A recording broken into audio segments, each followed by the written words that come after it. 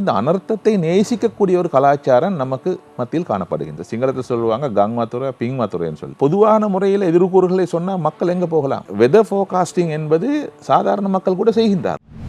அதிகமான ஆய்வுகள், புத்தகங்கள், கருத்துக்கள், கோட்பாடுகள் மக்களால் புரிந்து கொள்ள முடியாத அமைப்பில் தான் எல்லாம் காணப்படுகின்றது. உதாரணமாக நமக்கு தெரியும், சுனாமிக்கு பின்னால் கூட அதாவது கலாநிதி பட்டங்கள், பல பின்பட்ட படிப்புகள், ஆய்வுகள், கலந்துரையாடல்கள், மாநாடுகள் நடந்தது. ஆனால் இந்த விடயங்கள் சாதாரண மக்களுக்கு சென்றடைவதில்லை. உதாரணம் எடுத்து பார்த்தீங்கன்னா பேசுவாங்க ரெசிலியன்ஸ்ன்னு சொல்லி ஒரு சொல் இருக்குது.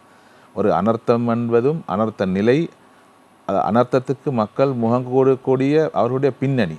அதாவது இப்போ உதாரணமாக ஜப்பான், அமெரிக்கா போன நாடுகளிலேயும் இது வகையான பாரதூரமான அழிவுகள் வந்தாலும் அவர்களால் அதை சமாளித்து கொள்ளக்கூடிய அளவுக்கு ஒரு பின்னணி அவர்களுக்கு காணப்படுகின்றது. ஒன்று கட்டமைப்பு ரீதியான பின்னணி, அடுத்தது சமூக பொருளாதார ரீதியான பின்னணி. இந்த பாதிப்புக்கு உள்ளாகப்பட்ட மக்களுக்கு எந்த அளவு அனர்த்தம் சம்பந்தப்பட்ட அறிவு இருக்கின்றது என்பது மிக முக்கியம். ஒரு அனர்த்தத்தின் போது எந்த அளவு மக்களுக்கு தங்களை வாழ்க்கையை பாதுகாத்து கொள்ள முடியும். உதாரணமாக நீங்கள் எடுத்தீங்கன்னா இலங்கையில் ஒரு வருடத்துக்கு அன்னளவாக நீரில் மூழ்கி 1000 பேர் மட்டும் மரணிக்கின்றார்கள் சாதாரண காலத்தில். ஏன்னா மக்கள் அதை பெருசாக புரிந்து கொள்வதில்லை. வீதி விபத்தில் ஒரு வருடத்துக்கு 3500 பேர் மரணிக்கின்றார்கள். ரைட். எனவே இப்படி இருக்கும்போது இந்த அனர்த்தத்தை நேசிக்கக்கூடிய ஒரு கலாச்சாரம் நமக்கு மத்தியில் காணப்படுகின்றது. அதாவது ரிஸ்க் லவ்விங் கல்ச்சர். இளைஞர்கள், சாதாரண மக்கள் சிலர் நினைக்கிறாங்க என்னென்னா, அனர்த்தம் வந்தால், வெள்ளம் வந்தால், இப்போ சில பிரதேச மக்கள் என்றால் வெள்ளத்தை வரவேற்கின்றார்கள். அதாவது சிங்களத்தில் சொல்லுவாங்க கங்மாத்துறை பிங்மாத்துறைன்னு சொல்லி. அந்த காலத்தில் அவங்களுக்கு அதிகமான மானியங்கள், கொடுப்பனவுகள், அரிசிகள், பொருட்கள் கிடைத்தால் அது ஒரு வருட காலம் வரைக்கும் பாவிக்கலாம். இப்போ நாங்கள் எங்களுடைய பணத்திலிருந்து வரி செலுத்துகின்றோம். சாதாரண மக்கள் நல்ல முறையில் தங்களுடைய வீடுகளை, காணி பூமிகளை செய்து கொண்டிருக்கின்றார். இன்னும் ஒரு குழு என்ன செய்கின்றார்கள் என்றால், தன்னுடைய வீடு வாசல்களை, கட்டிடங்களை அனர்த்தத்துக்கு சாதகமான முறையில் அல்லது அனர்த்தங்கள் ஏற்படக்கூடிய முறையில் அவற்றை செய்கின்றார்கள். உதாரணமாக வெள்ளம் அல்லது மண் சரிவு.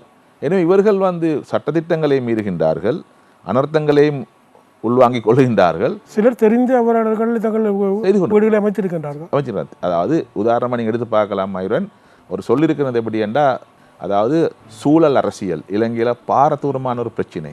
இப்போ நீங்கள் எடுத்து பார்க்கலாம், அந்நியர் காட்சி காலத்து பகுதியில் பாதைகள் எவ்வாறு தயாரித்தாங்க அவர்கள். பாதையினுடைய இரு பக்கங்களும் மலைகளை வெட்டும் போது 40, 60, 50 வீதமான சரிவில் தான் வெட்டினாங்க. அப்படி தான் இருந்தது அப்புத்தலை, நுவரெலியே, பதுல்ல வீதிகள். ஆனால் நீங்கள் இந்த எடுத்து பார்க்கலாம், 90 சதுரத்தில் தான் வெட்டுறாங்க, கேக் வெட்டுறது போல். அப்போ அந்த பிரதேசம் மண் சரிவுக்கு உட்படுத்தப்படுவது என்பது சாதாரண ஒரு விஷயம். வெள்ளையர்கள காலத்தில் 18 ஒரு தஹாட்ட வங்குன்னு சொன்னாங்க, ஒரு 18 வங்கு. இவங்க என்ன சொல்கிறாங்கன்னா, பெருசாக அதில் 2 வங்கை குறைத்தார்கள். நாங்கள் அதில் தொழில்நுட்பத்தில் சிறந்தவர்கள் என்று. ஆனால் இன்றைக்கு அது ஒரு ஆபத்தாக இருக்கின்றது. எனவே பாதை அபிவிருத்தி சபை, NBRO என்ன சொல்கிறேன்னா, கண்டி மாவட்டத்தில் 22 பிரதேச சபையில் 20 பிரதேச செயலாளர் பிரிவுகள் மக்கள் வாழ்க்கை பொருத்தமில்லைன்னு சொல்கிறாங்க. அப்படி பொதுவான முறையில் எதிர்கூறுகளை சொன்னால் மக்கள் எங்கே போகலாம்? ஒரு முறை லால்காந்த அமைச்சர் கூட கேட்குறா, அப்படின்னா முழு கண்டி மாவட்டத்தை நாங்கள் நீக்கணும். எனவே சாதாரண மக்களுடைய அறிவுக்கும் விஞ்ஞான ரீதியான எதிர்கூறுகளுக்கும் இடையில் ஒரு முரண்பாடு தொடர்பிக்க வேண்டும். எனவே சாதாரணமாக மெட் டிபார்ட்மெண்ட், NBRO, இவங்க சொல்லக்கூடிய இந்த விடயங்கள் சாதாரண மக்களுக்கு புரிவதில்லை. ஆனால் நீங்கள் எடுத்து பார்க்கலாம், நமது நாட்டில் பாரம்பரிய சமூகங்கள், விவசாயிகள், மீனவர்கள் கூட அனர்த்தம் சம்பந்தமாக, காலநிலை எதிர்கூறுகள் சம்பந்தமாக பல அறிவை பெற்றிருக்கின்றார்கள். விவசாயிகள் சொல்லுவாங்க, இன்றைய 2 கிழமையில் மழை பெய்யும். பறவைகளுடைய கூடுகளை பார்த்து சொல்லுவாங்க, இந்த நாளத்தில் மழை பெய்யும். எறும்பை பார்த்து, பாம்பை பார்த்து.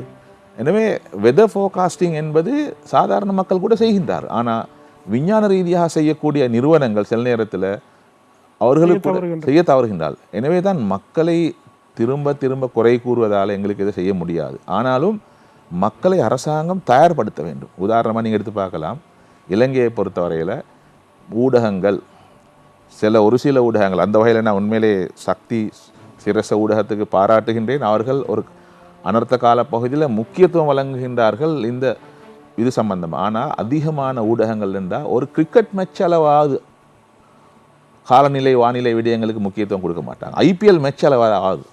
உதாரணமாக நியூஸினுடைய கடைசி பகுதியில் சொல்லுவாங்க, எங்கேயோ மழை பெய்ய போகின்றது, காற்று வீச போகின்றது. ஆனால் மற்ற நாடுகள் அப்படி இல்லை. ஆரம்ப செய்தியே வானிலை காலநிலை சம்பந்தப்பட்ட விடயங்கள்.